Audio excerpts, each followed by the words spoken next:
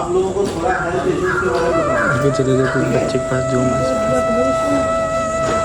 स्वास्थ्य हमारे जीवन में सबसे इम्पोर्टेंट चीज़ है कि इसके पास जूम करना मैं है ना। स्वास्थ्य एक ऐसी चीज़ है कि स्वास्थ्य संबंधी जानकारी थोड़ा बहुत होना बहुत ज़रूरी होता है। हालांकि सबको होता है, लेकिन अगर हम पूछें कि हेल्थ क्या है, हमारा उद्देश्य आज ये है कि जैसे कि सांस्कृतिक रूप से हम लोग जानना ये चाहते हैं कि जानकारियाँ इकट्ठा हो रही है कि संस्कृत क्या है, संस्कार क्या है और हमारी परंपराएं क्या है। तो आप लोगों को सबसे पहले ये पता होना चाहिए कि एक चीज़ होती है शक्ति बोध और सौंदर्य बोध। अगर आपको ये पता हो कि हमारी संस्कृति में कितनी शक्ति है और हमारी संस्कृति में कितनी शक्ति है और कितना सौंदर्य है, तब आपको उसके प्रति आकर्षण होगा।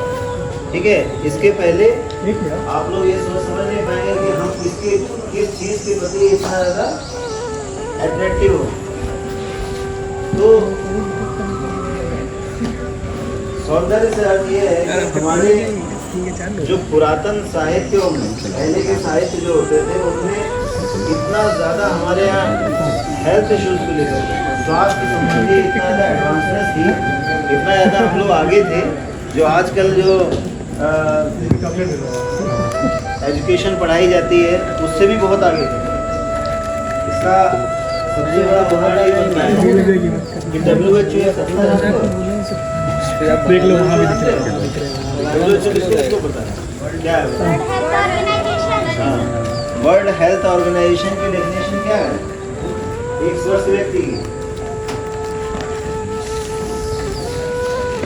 वो जानता है? वर्ल्ड हेल्थ ऑर्गेनाइजेशन की पहले जो एक डेफिनेशन थी 90s के पहले, वो ये थी कि वह व्यक्ति जो फिजिकली शारीरिक रूप से और सामाजिक रूप से स्वस्थ है उसको स्वस्थ कहा जाता है। ठीक है, लेकिन जो हमारे पुरातन साहित्य जैसे जो वेद होते हैं, वेद कितने होते हैं? आते रहेगा अभी 15 तारीख को तो आने आना है।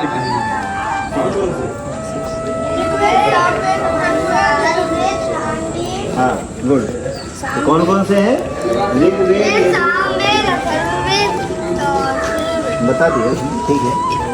ऋग्वेद, यजुर्वेद, सामवेद और अथर्ववेद, ये 4 वेद हैं और चारों वेद के उपवेद होते हैं। ठीक है, तो 4 वेद के उपवेद कौन कौन से?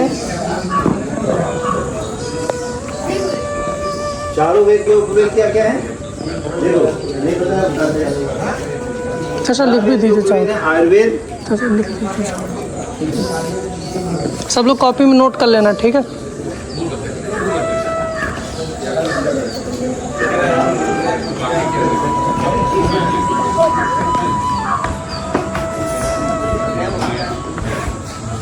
उपवेद कितने होते हैं? 4। ठीक है, 4 उपवेद क्या है? नंबर 1 15 तारीख को इन्हीं से संबंधित सभी से प्रश्न पूछे जाएंगे। नंबर 1 आयुर्वेद, सब लोग लिखते रहना। नंबर 2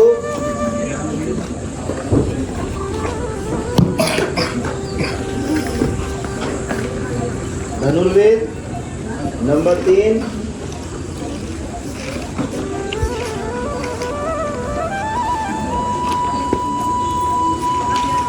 धनुर्वेद और नंबर 4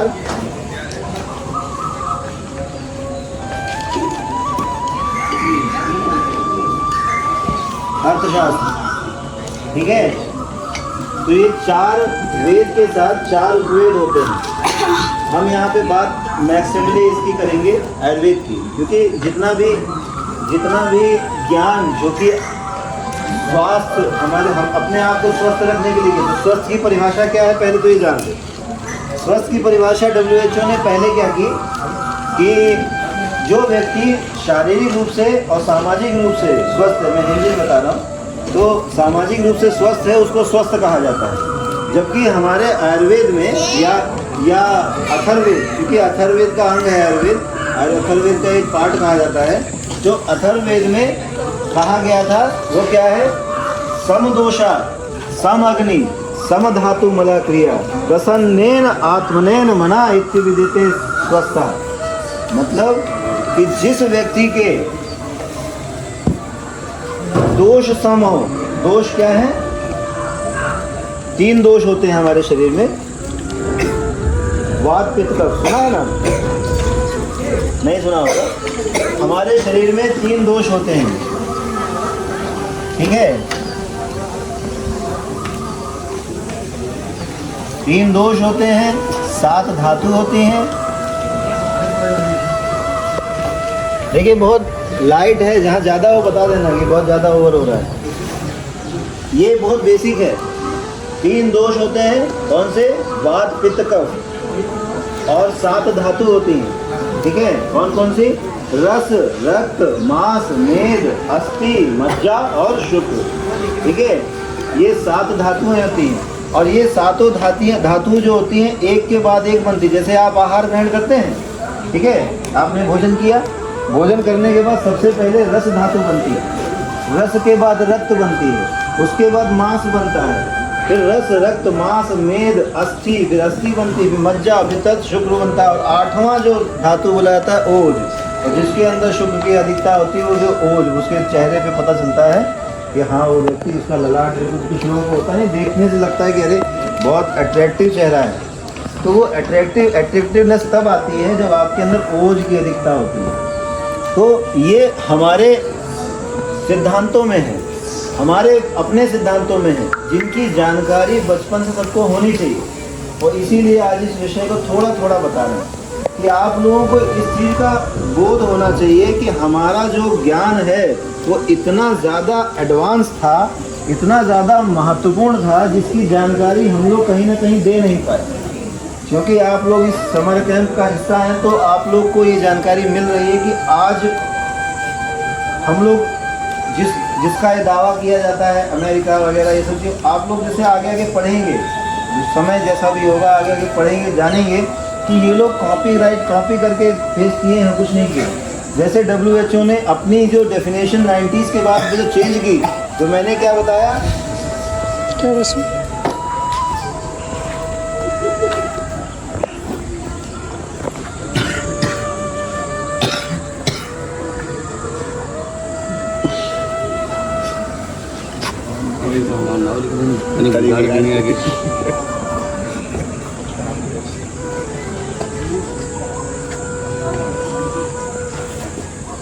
समदोषा समधातु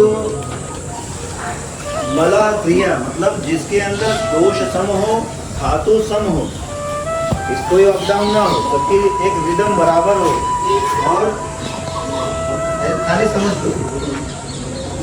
नहीं, तुम लोग भी आगे बढ़ जाओ, हर्ष आगे बढ़ जाओ। और मन क्रिया मतलब जिसके इनकमिंग आउटगोइंग, जैसे आप समझ लीजिए, मतलब सिंपल वे में कि जो खा रहा है और नित्य क्रिया नॉर्मली कर रहा है, मला क्रिया समान रूप से बिल्कुल सुचारू रूप से चल रही है, वो व्यक्ति। एक उदाहरण भी दूंगा, एक बहुत बढ़िया उदाहरण हुआ है। आप लोगों ने अभी एक समय देखा सभी ने, ठीक है? क्योंकि आप लोग 2019 बात नहीं करो, तो 2019 के बाद के आप लोगों का है, तो सब लोग कोरोना काल देखा, कोरोना काल देखा ना?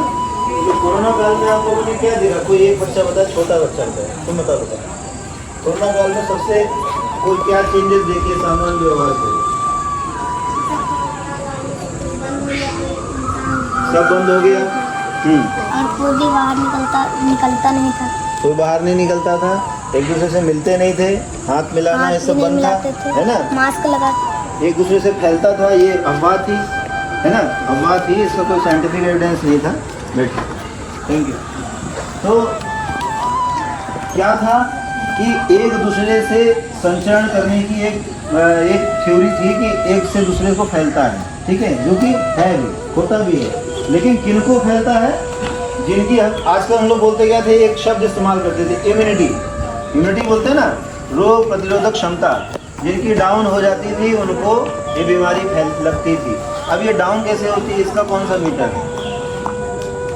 कोई मीटर है?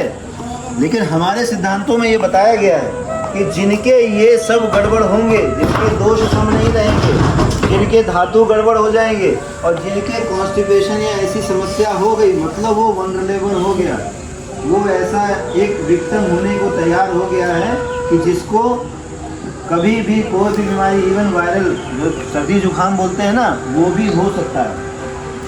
इसलिए बोलते हैं नित्य एक जो अपना रूटीन है, जो उठने का, सोने का, इसको नहीं गड़बड़ करना चाहिए, क्योंकि हमारे शरीर में अलार्म लगे। आपको भूख लगने का एक टाइम है, अगर 8 बजे भूख लगती है तो एक अलार्म हमारे शरीर में होता है, उसको बैरोरिसेप्टर बोलते हैं। वो आपको इंडिकेट कर देगा कि हाँ भूख लगी है, ठीक है। आपको आपके केमिकल, आपको एसिड जो स्टमक में एसिड रिलीज होता है, HCl, वो सब निकलने लगेगा, आपको भूख लगने लगेगी। तो एक फिनोमिनन है, उस फिनोमिनन पे हमारा पूरा शरीर काम करता है। और लास्ट में जो WHO ने जो आपको मुख्य रूप से बताने चाहते थे, WHO ने जब ये जाना कि शारीरिक और सामाजिक स्वास्थ्य के साथ मानसिक स्वास्थ्य भी अच्छा होना चाहिए, जो कि हमारे इस श्लोक में, जो कि आज से 7-8 हज़ार साल पहले लिखा गया था, आचार्य चरक ने लिखा था, और उससे पहले भी उसमें अथर्ववेद में मेंशन हुआ कि प्रसन्नेन आत्मनेन मना इत्यविदिते स्वास्थ्य इत्यविदिते, मतलब कि प्रसन्न आत्मा और मन का व्यक्ति भी होना चाहिए, तब उसे स्वस्थ कहा जाएगा। तो जो मन के, तो उसने जोड़ा क्या, बाद में WHO ने अपनी 90s के बाद अपनी डेफिनेशन में जोड़ा कि वह व्यक्ति जो फिजिकली, मेंटली और सोशली वेल बीइंग है, उसको हेल्दी कहा जाएगा। ये ताकत है हम लोगों को। इस ताकत को पहचानने की जरूरत है। आप लोगों को एक जब सौंदर्य बोध और शक्ति बोध होता है कि यार आज जैसे बोले कि इंडिया डिफेंस में कौन से नंबर पे है, भारत विश्व के डिफेंस की जो रैंकिंग है उसमें कौन से नंबर पे है?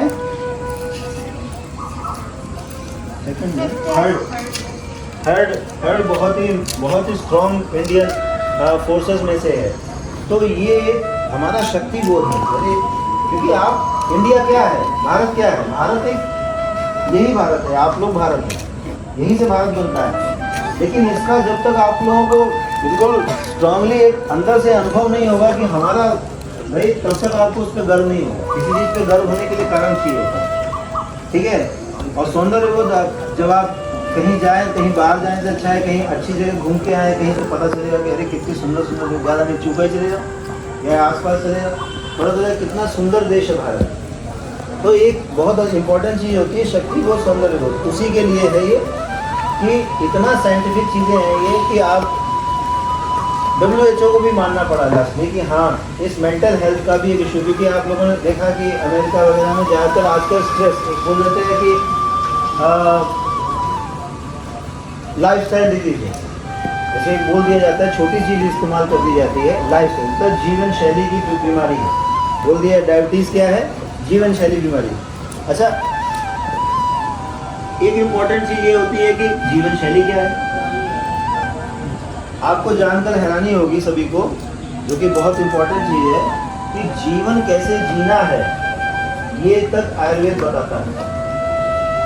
कोई भी ऐसा मेडिकल साइंस नहीं है जिसमें ये कहा गया हो कि कितने बजे उठना है, कितने बजे सोना है, किस चीज़ से दतून करना है, किस चीज़ से मंजन करना है, कितने बजे करना है, और आपके दतून मंजन या इस तरह की क्रिया करने का क्या क्या स्टेजेस होनी चाहिए, रात्रि चल रहा है, दिन चल रहा है, ऋतु चल रहा है, किस ऋतु में क्या खाना है, क्या नहीं खाना है, ये सब आयुर्वेद में बताया। ये ऐसा किसी मॉडर्न साइंस में नहीं है। ये क्या है, क्या कोई व्यक्ति अगर नॉर्मली खाना खा रहा है, क्या वो बीमार है? नहीं बीमार है ना, लेकिन उसको ये बताना क्यों, क्योंकि आयुर्वेद का सिद्धांत, आयुर्वेद की प्रयोजन है। प्रयोजन क्या है? प्रयोजनम चास्य स्वास्थ्य रक्षणम आतुरस्य विकार प्रशमनम च, मतलब स्वस्थ के स्वास्थ्य की रक्षा करना और रोगी के रोग का उन्मूलन, ये दो प्रयोजन है आयुर्वेद के।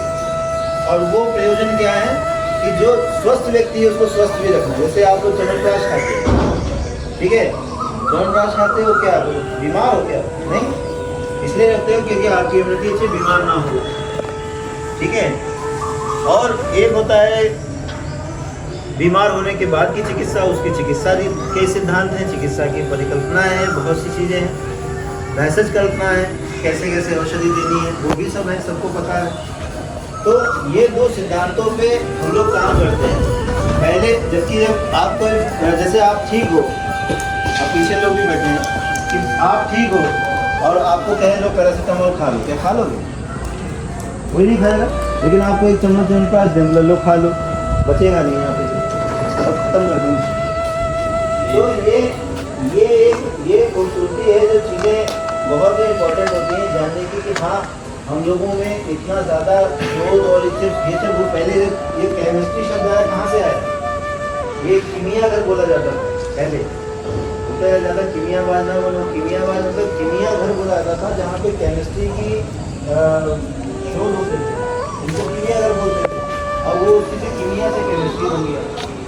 तो बहुत सी चीज़ें ऐसी हैं जो कि हम लोगों के जानने योग्य हैं और इसको जानना बहुत आवश्यक हो जाता है।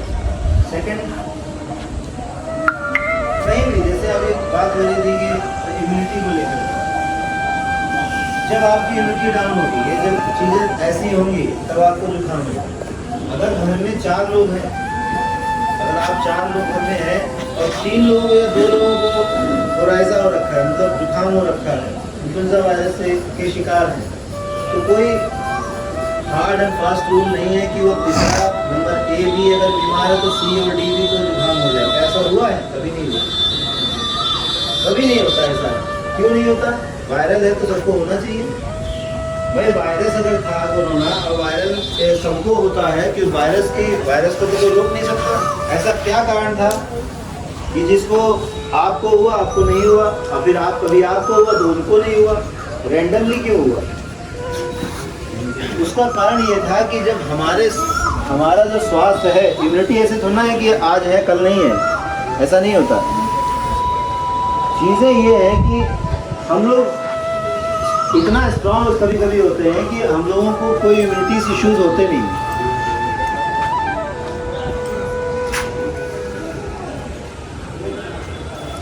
तो जो है मुख्य रूप से इतना ही बताने का प्रयास था।